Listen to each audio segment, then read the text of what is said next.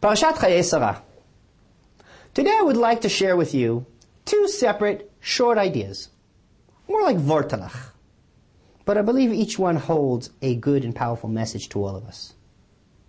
When Eliezer comes to Haran, and he meets Rivka for the first time, he needs to put her to a test. And we're all familiar with the storyline. He wants to find out if she will give water not only to him, but to the camels as well. Finds that wonderful characteristic of chesed that he was looking for. And it seems to be that he has his answer. But then he asks her an interesting question. Says to him, Eliezer, after, of course, he gives her all the jewelry. Vayomer, bat miat hagidan ali.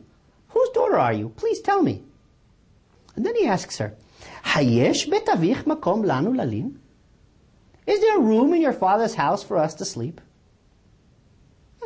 Interesting question. Room? Is that what he's worried about? Does it need to be in her house, father's house?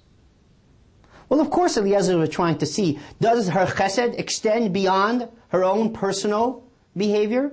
Does she know how to bring the chesed home? Does she know how to impact her house?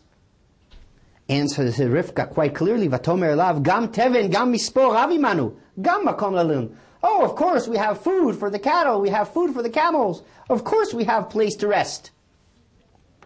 But my father pointed out to me that there are 4 places in the entire Torah that this unique word of hayesh is used. Is there? Hayesh. Simple word. It only appears 4 times. The next time we'll meet this word, we will see Yosef questioning his brothers. Yosef, disguised as the king of Egypt, says to the brothers, Hayesh lachem av o ach? Do you have a father, a brother? Yosef was tapping into a second issue. We conquered the issue of the importance of chesed. Says Yosef to the brothers, let me ask you something about your commitment to your families.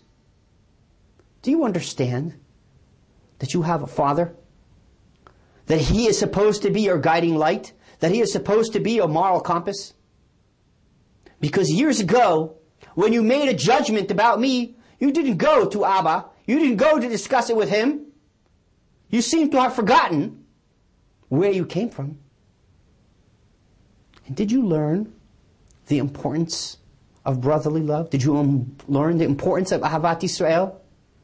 Do you have a brother? Or perhaps even the relationship between the 10 of you is such a relationship in which you are not truly brothers to one another. Indeed, Hayesh lachem avu ach.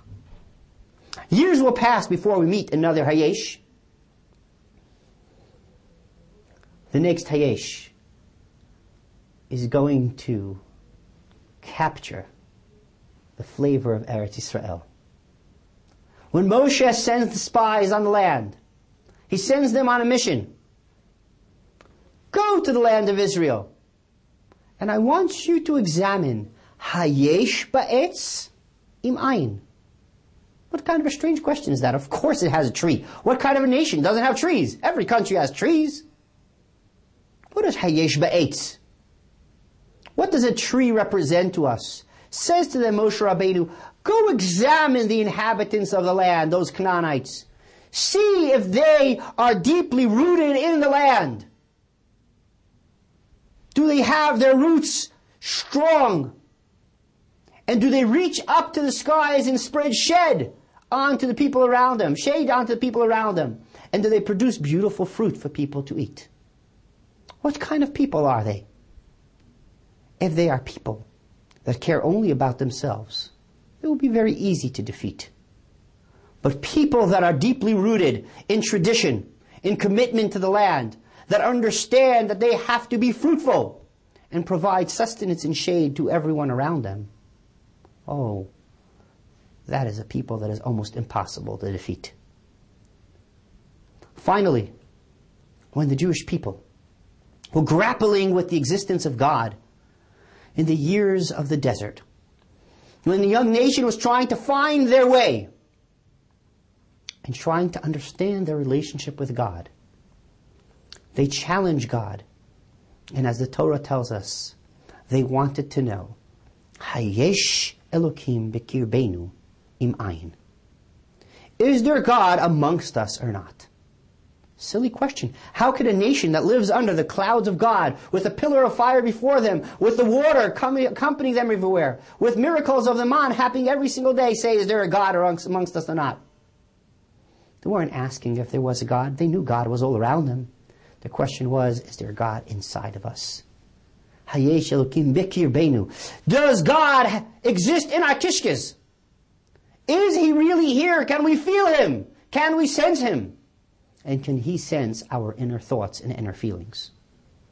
Indeed, if we could answer a proper hayesh to every one of these questions, then we know that we deserve to be part of a great nation.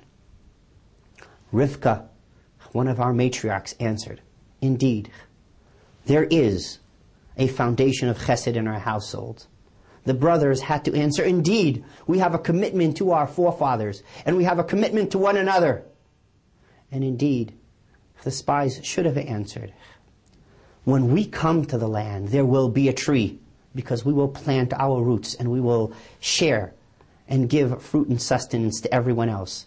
And finally, indeed, there is God amongst us. We sense Him amongst us all the time. Perhaps that is enough for today. We will leave the second thought for another opportunity. Shabbat Shalom.